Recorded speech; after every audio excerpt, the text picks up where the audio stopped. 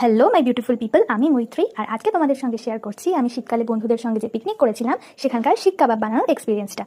আমাদের পিকনিকের মেন কোর্সে ছিল ভাত, চিকেন কষা, ভেটকি পাতুরি আর মিষ্টি। চিকেন কষা আর ভেটকি পাতুরিটা কীভাবে বানিয়েছিলাম, কী হয়েছিল এক্সপিরিয়েন্স, সবটা আমার চ্যানেলে অলরেডি আপলোড করা আছে, তোমরা চাইলে দেখে নিতে পারো। আর স্পেশালি যারা ভাবছো যে পিকনিক করবে কিন্তু বুঝতে পারছো না সবটা কীভাবে ম্যানেজ করবে প্রথম থেকে, তো তোমরা আমার ভিডিওটা দেখলে একটা ওভারঅল আইডিয়া পেয়ে যাবে। তো চলো আর দেরি না করে আজকের ভিডিওটা শুরু করা যাক।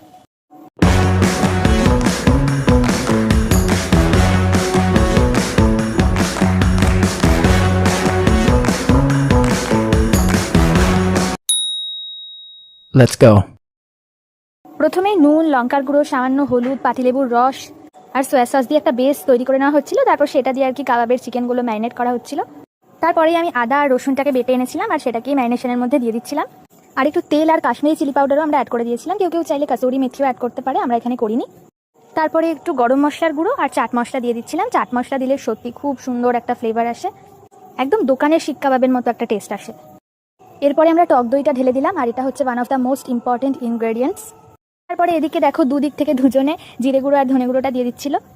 আর এইভাবে ম্যারিনেশনটা কমপ্লিট হয়ে যাওয়ার পরে আমরা সবাই লাঞ্চ করতে বসে গিয়েছিলাম, যেহেতু আমাদের মেন কোর্সের সব রান্না অলরেডি হয়ে গেছিলো। খাওয়া দাওয়া হয়ে যাওয়ার পরে আমরা কাবাব বানানোর ফাইনাল স্টেপসগুলো শুরু করেছিলাম। আমাদের কাছে স্টিক্স মাত্র 3টেই ছিল, তার মধ্যে একটা আবার ভেঙে গেছিলো, তো 2টো ছিল। কিন্তু আমাদের চিকেনের পিস অনেকগুলো হয়েছিল, তার জন্য আমরা 2টো কাঠিতেই আর কি অনেকবার করে করে করতে হচ্ছিলো। অবশ্য আমরা অনেকজন ছিলাম, তাই জন্য কষ্টও হচ্ছিল না কারণ আমরা সবাই একবার দুবার করে করছিলাম। আর প্রচণ্ড গরম যেহেতু ওখান দিয়ে বেরোয়, যে উনুনটা আমরা বানিয়েছিলাম শিক কাবাবের জন্য, আর তাই জন্য সবাই পাল্টে পাল্টে করছিলাম টার্ম ওয়াইজ। আর করতে করতে আমরা প্রচণ্ড মজা করছিলাম, ওখানে গান বাজছিল। তো চলো আমি চেষ্টা করছি তোমাদেরকে দেখানোর যে আমরা কীভাবে টাইমটা স্পেন্ড করছিলাম আর কাবাবগুলো শিখে নিচ্ছিলাম।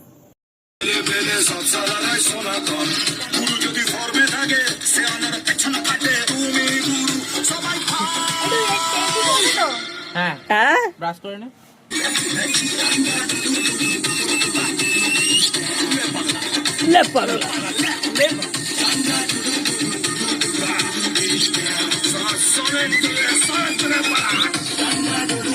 এই মুখে নিচ্ছি না, সরে যা।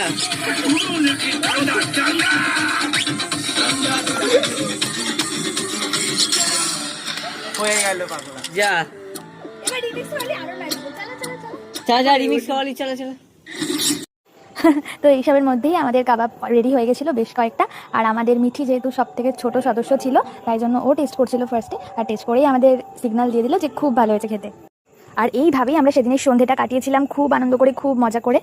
তারপরে আমরা উনো, ডামসারা, ট্রুথ অ্যান্ড ডেয়ার এগুলো সব খেলেছিলাম। আর মিঠি আমাদের সকাল থেকেই বলছিল আমাদের ডান্স করে দেখাবে, কিন্তু আমরা সবাই কাজে এত ব্যস্ত ছিলাম যে ওর ডান্স দেখার সময় হচ্ছিল না। তো তারপরে আমরা কাবাব খাওয়া হয়ে গেলে সবাই বাড়ি চলে যাওয়ার আগে ওর ডান্স দেখেছিলাম। আর উই ওয়্যার রিয়েলি সারপ্রাইজড যে ও প্রপারলি কোথাও ডান্স না শিখেও এত সুন্দর, এত পারফেক্টলি কী করে নাচে, আমরা সত্যি সবাই ভীষণ অবাক হয়ে গেছিলাম। So that's it for today. আর আমাদের পিকনিকের গল্পটা তোমাদের কেমন লাগলো অবশ্যই জানিও। আর যারা এখনও ভাবছো যে কী করে পিকনিক করবো, কী করে প্ল্যানিং করবো, তো তাদের জন্য তো একটা ওভারঅল আইডিয়া দিয়ে দিলাম। তোমরা এইভাবে চেষ্টা করতে পারো, আর অবশ্যই খুব ভালো হবে, কারণ এফিসিয়েন্সি থেকে ইন্টারেস্ট অনেক বেশি ম্যাটার করে। আমরা প্রথমবারই করেছিলাম and it turned out really amazing. তোমরা আর একদম ভেবো না, কারণ জীবন একটাই আর জীবনটা মজা করে আনন্দ করে কাটাতে হবে। তোমরা প্রথমেই একটা বাজেট ঠিক করে নাও, তারপর যে যার মতো কন্ট্রিবিউট করে দাও, তারপর একটা মেনু ফিক্স করো যে কী কী রান্না করবে, কী কী খেতে ইচ্ছে করছে, তারপর রেসিপি দেখে শিখে নাও, আর বন্ধুরা মিলে বাজারে চলে যাও, আর তারপর একটা ডেট ঠিক করে তোমরা পিকনিকটা করেই ফেলো। All the very best to all of you. আর তোমরা কবে পিকনিক করেছো সেরকম যদি কোনো গল্প থাকে অবশ্যই কমেন্টসে আমাদের সঙ্গে শেয়ার করো। আর যদি পিকনিকের প্ল্যানিং করছো সেটাও জানিও, যে কবে করছো, কীভাবে করছো, কোথায় করছো, সেটাও আমাদের সাথে জানিও। দেখা হচ্ছে আবার অন্য কোনো ভিডিওতে। Till then tata, bye by.